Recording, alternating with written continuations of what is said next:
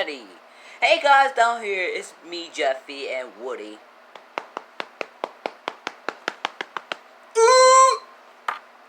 I'm not doing that. So guys, y'all wanted me to record with Woody again. Y'all wanted me to be in the fucking game. Stop fucking texting me, man. Dang, bro. But yeah, so y'all wanted me to record this late at night. At least my mom is downstairs. And yeah. So, hope you guys enjoy the video. Subscribe, comment, like. Bye-bye.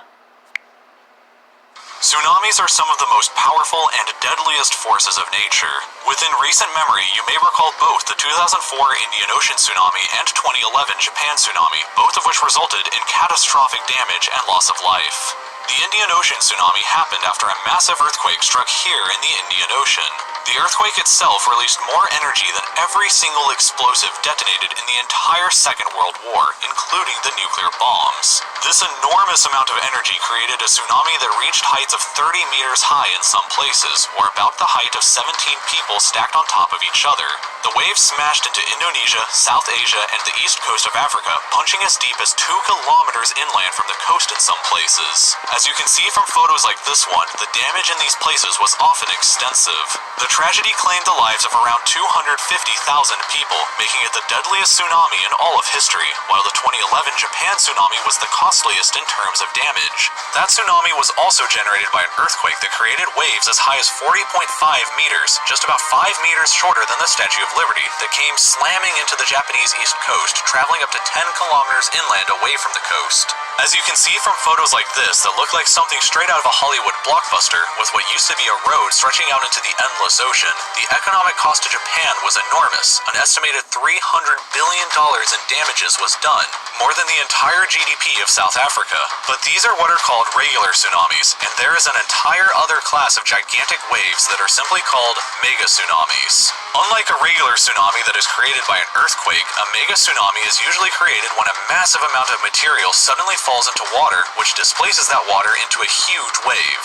The most tragic and possibly terrifying instance of this happening in recent times was back in 1963 here in Italy, just 100 kilometers north of Venice. The Italian government and a construction company were building what at the time was going to be the largest dam on Earth. The only problem was that they were building this dam with a huge water reservoir the size of a large lake right next to one of the most unstable mountains on the planet. For months leading up to the completion of the dam, there were several minor landslides and other signs that there could be a catastrophe coming, but rather than heed the numerous warning signs, the Italian government actually decided to sue the few journalists reporting on the issue for, quote, undermining the social order.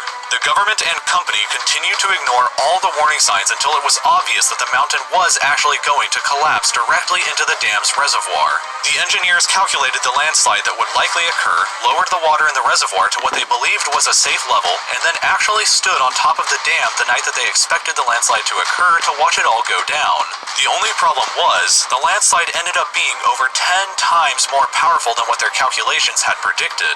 This is a view of that mountain today. This right here used to be the reservoir, and all the land that's there now came crashing off the mountain from these areas that are now exposed white rock.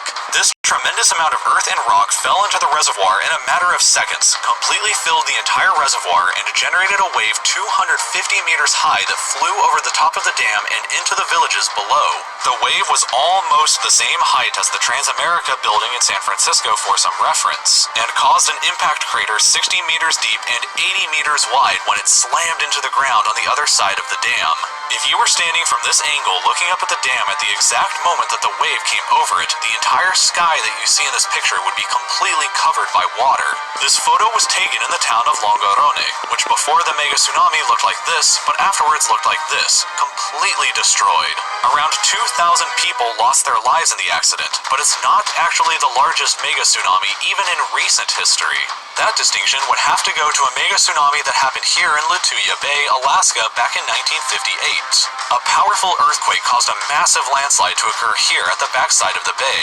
The huge amount of land that came crashing into the bay created a titanic wave 525 meters high that slammed into this part of the bay, completely went over it and smashed into the other side here, causing huge amounts of damage to the rest of the bay and destroying millions of trees. The height of this wave was over 100 meters higher than the tip of the Empire State Building and just 16 meters short of the recently built One World Trade Center in New York City. But even this is tiny in comparison to some prehistoric mega tsunamis. The largest tsunami generated from a landslide happened around 1.5 million years ago in Hawaii, on the Pacific island of Molokai. At some point around that time, about 1/3 of the northern portion of the volcano collapsed into the ocean and generated a wave 600 meters high, which would have completely inundated the entire island of Molokai and wreaked havoc on the rest of the island chain. This wave would have been about the height of 4 Great Pyramids of Giza stacked on top of each other, but even that pales in comparison to the largest ever known mega tsunami, which was caused by an asteroid. About 66 million years ago, the same asteroid that likely killed the dinosaurs also caused possibly the largest mega tsunami in all of Earth's history when it crashed into the modern-day Gulf of Mexico. The asteroid was 10 kilometers in diameter and released an unbelievable 100 teratons of TNT worth of energy. For comparison, the Tsar Bomba, which is the largest nuclear bomb ever detonated, released only 1/2 millionth of that same amount of energy. You would need 2 million Tsar bombs to release this same amount of energy, which caused an equally unbelievable wave of up to 5 kilometers high that would have smashed into the Gulf Coast states of the modern-day United States. That's higher than the Matterhorn in the Alps, by about 500 extra meters. In fact, the height is higher than all of the mountains in the entire Alpine mountain range. These waves were so big that if they were to have happened in the Indian Ocean, the entire island of Madagascar would have been completely submerged underwater for a time. Imagine being on an island the size of Madagascar in this scenario, with absolutely no escape from the clutches of the ocean's waves no matter how high on the land that you can get to. It's a weird thought, but at least it happened 66 million years ago, and there's really no fear of something like that ever happening again, right? Unless the 0.00001% chance of one of the Canary Islands collapsing into the ocean during your lifetime happens, which would cause a tsunami about 1 kilometer high and would probably wipe out the entire east coast of the United States. Unless that happens, then no, probably not. But it's still fun to think about.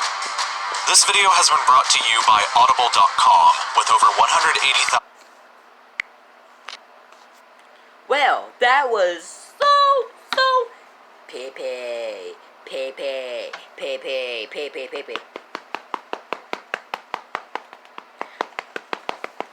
Ooh! That was so Pepe. Get the fuck over here. Shut the fuck up. Yeah, guys, I was the one who controlling Jeffy, Woody, whatever, and this is what I've been using to use his arms. Look, I can just not like show my hand. Oh. But yeah, guys, hope you guys enjoyed the video. Make sure if you want, you can buy this at Walmart, or I don't call it the feed. Actually, don't call it. I don't know why I did that. Bye. Love y'all.